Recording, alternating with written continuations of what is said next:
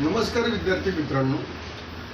बघा, according to Sachin Kiras time compensation, line जी असते ना, लाईन म्हणजे स्टेट लाईन, सरळ रेषा जी असंख्य बिंदूंनी बनलेली असते. तर ही जी सरळ रेषा आहे ना, ही सरळ रेषा नाही, तर ही टाइम आहे. टाइम सरळ रेषा ही टाइम फ्लो करणारी आहे. टाइम म्हणजे इट इज इक्विव्हॅलंट, म्हणजे ती टाइमला रिप्रेझेंट करते. What is the geometrical meaning of the line?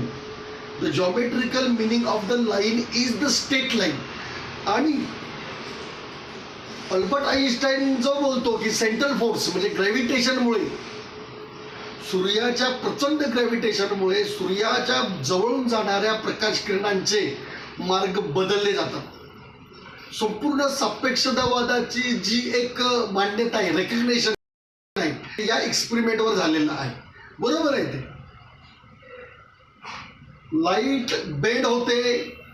Albert Einstein sir, the greatest intellectual person, जे बोलतात ते अगदी बरोबर आहे. ते त्यात काही चूक नाही आहे. पण हा सेंट्रल फोर्स फक्त तिथेच ऍक्ट होत नाही. हा सेंट्रल फोर्स प्रत्येक ठिकाणी ऍक्ट होतो. जो फोर्स अप्लाय होतोय का नाही, तो सेंट्रल फोर्स. जो फोर्स वर तो अप्लाय होतोय का नाही, तो प्लॅनेट. म्हणजे आयझॅक न्यूटन जे बोलत होता का नाही, बघा, टाइम हा कधीही रिलेटिव्ह नसतो. याच्यावर मी अल्बर्ट आईन्स्टाईनच्या पण थोडा अगेन्स्ट आहे. पण as per the theory of relativity, Albert आईन्स्टाईनचे सिद्धांत प्रमाण मानून मी हे सिद्ध केलेलं आहे की time is always absolute. Time हा कधीच रिलेटिव्ह नसतो. तुम्ही टाइमशी काय खेळताय मला समजायला बघा. जगातलं सगळ्यात फंडामेंटल जर कुठली गोष्ट असेल तर ती टाइम आहे. आणि टाइम ही कधीच रिलेटिव्ह नसते. टाइम ही नेहमी ॲब्सोल्यूट असते.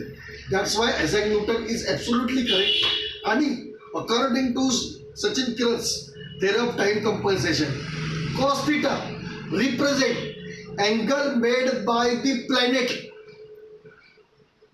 with the moon. म्हणजे cos theta belongs to the moon, sin theta belongs to the sun. खूप रिव्होल्युशनरी विधान आहे. cos theta belongs to moon आणि sin theta belongs to sun. याच्याविषयी डिटेल मी माझ्या पुस्तकामध्ये लिहिलेलं आहे. वाचकांनी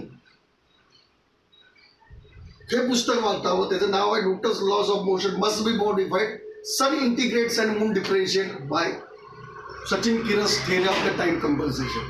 थँक्यू. धन्यवाद.